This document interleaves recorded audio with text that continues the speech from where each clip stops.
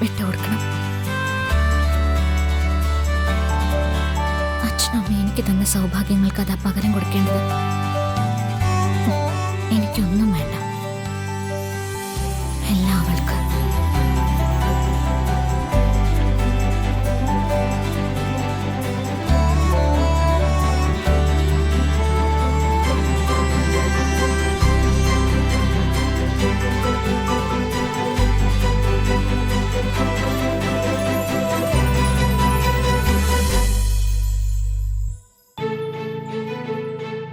എന്താടാ?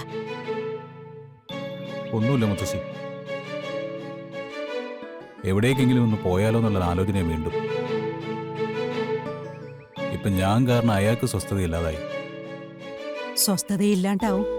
നിനക്ക് സ്വസ്ഥതയില്ലാണ്ടായത് എങ്ങനെയാ? അവളോടുള്ള പ്രേമം കൊണ്ടല്ലേ? അത് തന്നെയാ അവളുടെ അവസ്ഥ. നിന്നോടുള്ള പ്രണയം കൊണ്ട് അവൾക്കും സ്വസ്ഥതയില്ലാണ്ടായി. ഒന്നും മിണ്ടായിരുന്നു മുത്തശ്ശി. അയാൾക്ക് എന്നോട് അങ്ങനെയൊന്നുമില്ല. ഇങ്ങനെ നീ പറയുമ്പോ നിന്റെ ധാരണ തെറ്റാണ്. അവള് നിനക്ക് വേണ്ടി ജനിച്ചവളാണ്, നിനക്ക് വേണ്ടി കാത്തിരിക്കുന്നവളാണെന്നൊക്കെ ഞാൻ പറയണം. അത്രയല്ലേ ഉള്ളൂ. എന്നോടാരും ഒന്നും പറയണ്ട. എടാ, ഒരാണിനെ എവിടെ വച്ചും ഒരാളുടെ മുന്നിൽ വച്ചും ഒരു പെണ്ണിനോടുള്ള സ്നേഹം വിളിച്ചു പറയാൻ പറ്റും. പക്ഷേ പെണ്ണിനങ്ങനല്ല. കുഞ്ഞുനാള് മുതൽ ഒരു പെൺകുട്ടിയെ വളർത്തുന്നത് ഒരുപാട് നിയന്ത്രണങ്ങളോടെ. സാഹചര്യം നോക്കാതെ ഒരു പെണ്ണ് പ്രവർത്തിക്കില്ല. ഒരു നല്ല പെണ്ണ് ഒരിക്കലും അങ്ങനെ ചെയ്യില്ല. അങ്ങനെ ഒരു സാഹചര്യം നീ അവക്കുണ്ടാക്കി കൊടുത്തു നോക്ക്. അവള് പറയും നിനക്ക് വേണ്ടിയാ അവള് ജീവിക്കുന്നതാണ്. മനസ്സിലായോ? നിന്റെ ആഗ്രഹങ്ങളെക്കാൾ അവളുടെ അവസ്ഥകളെ ബഹുമാനിക്കാൻ പഠിക്കണം. ശരി മുത്തശ്ശി.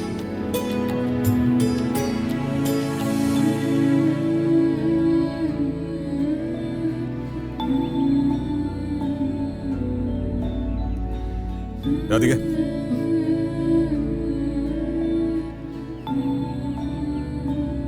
എന്താ? ഇപ്പൊ ഇവിടെ ആരുമില്ല. തനിക്ക് എന്നോട് ധൈര്യമായിട്ട് സംസാരിക്കാം.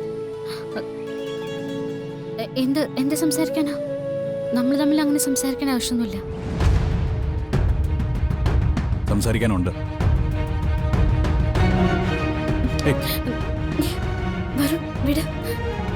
ഞാൻ വിടില്ല. എന്റെ ചോദ്യങ്ങൾക്ക് കൃത്യമായി മറുപടി പറയാതെ തന്നെ ഞാൻ വിടില്ല. വിടാനല്ലേ പറഞ്ഞത്? തന്നെ കൊണ്ട് എവിടെ വെച്ച സത്യങ്ങൾ പറയിപ്പിക്കേണ്ടെന്ന് എനിക്കറിയാം. തമ്പാ ആരെങ്കിലും കാണും. ആരും കാണാത്തൊരിടത്തേക്കാ തന്നെ ഞാൻ കൊണ്ടുപോകുന്നത്. അവിടെ വെച്ച് തനിക്ക് തന്റെ മനസ്സ് തുറക്കാം. വരാനും കൊണ്ട്